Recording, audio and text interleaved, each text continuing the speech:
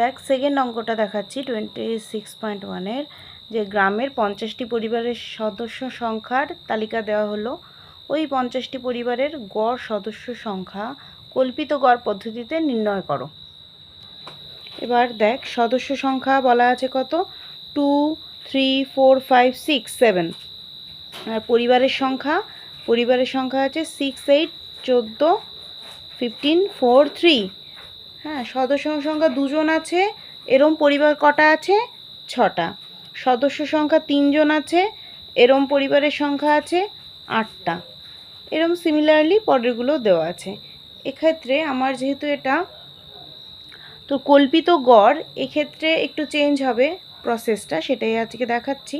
সেটা হলো আমাকে এই দুটো লেখার পর আমাকে ডিআই বের করতে হবে, মানে ডিফারেন্স। ডিআই মানে ডিফারেন্স, কার কার ডিফারেন্স, প্রত্যেকটা যে সদস্য সংখ্যা টোটাল দিয়েছে সেই সংখ্যা থেকে এ বাদ দিতে হবে। এটা কি, এটা হচ্ছে তোর টোটাল যে সদস্য সংখ্যা আছে তার একটা গড় সদস্য সংখ্যা।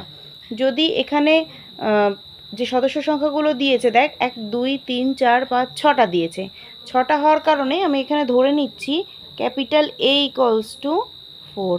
যদি 7টা থাকতো তাহলে 5 নাম্বার পজিশন, মনে কর এখানে 6 নাম্বার পজিশন, 6টা পজিশন আছে, তার মধ্যে 3 নাম্বার পজিশনটা এ নিলাম, ঠিক আছে। এটা যদি 7টা থাকতো তাহলে আমি 4 নাম্বার পজিশনটা নিতাম, তার মানে গড় নিতাম, মাঝখানেরটা নিয়ে নিতাম। 6টার মধ্যে মাঝখানের তো এইটা অথবা এটা হয়, তো আমি এটা নিয়েছি, ঠিক আছে। যদি 7খানা থাকতো তাহলে মাঝখানে উপরের দিকে 3টে, নিচের দিকে 3টে, মাঝখানে যে থাকতো সেটাকে আমি ক্যাপিটাল এ নিয়ে নিতাম, ঠিক আছে।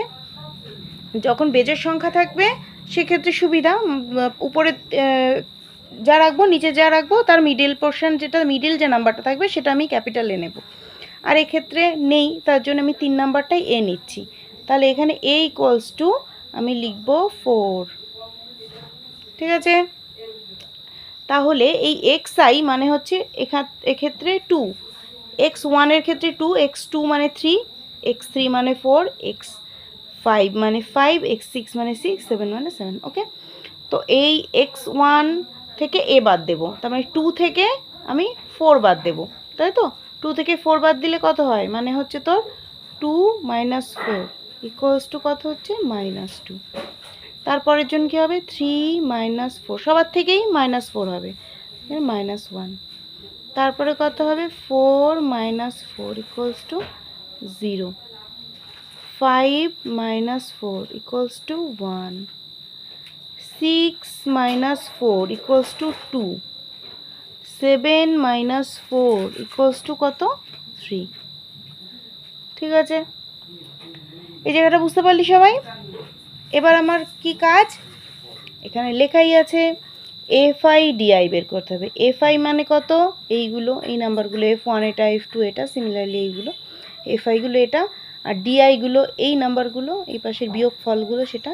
তাহলে এই 6-এর সাথে এই বিয়োগ ফল -2 গুণ করতে হবে, ঠিক আছে। তারপরটা 8-এর সাথে -1টা গুণ করতে হবে। এই প্রত্যেকটার সাথে আমার গুণ করে দেখতে হবে কত আসছে।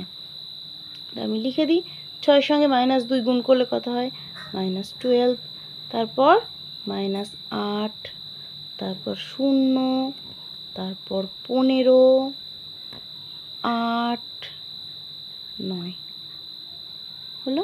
এবার আমি কি করব, এর সাম করব। সাম মানে সামেশন FI/DI, সামেশন FI/DI করলে কী হবে, যোগ করতে হবে টোটালটা। যোগ কর, তাহলে 12 -12 -8, 0 +15 +8 +9 করলে কত হচ্ছে, +12 হচ্ছে, ঠিক আছে। এবার কল্পিত গড় পদ্ধতিতে আমরা উত্তরটা বের করব। ধরি কল্পিত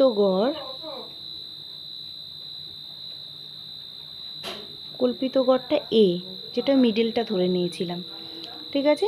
আর নির্ণেয় গড় মানে যেটা এখন উত্তর, নির্ণেয় গড় কী হবে, A প্লাস, এটা ফর্মুলা মনে রাখতে হবে, সামেশন FI/DI ডিভাইডেড বাই কত, সামেশন FI, ঠিক আছে,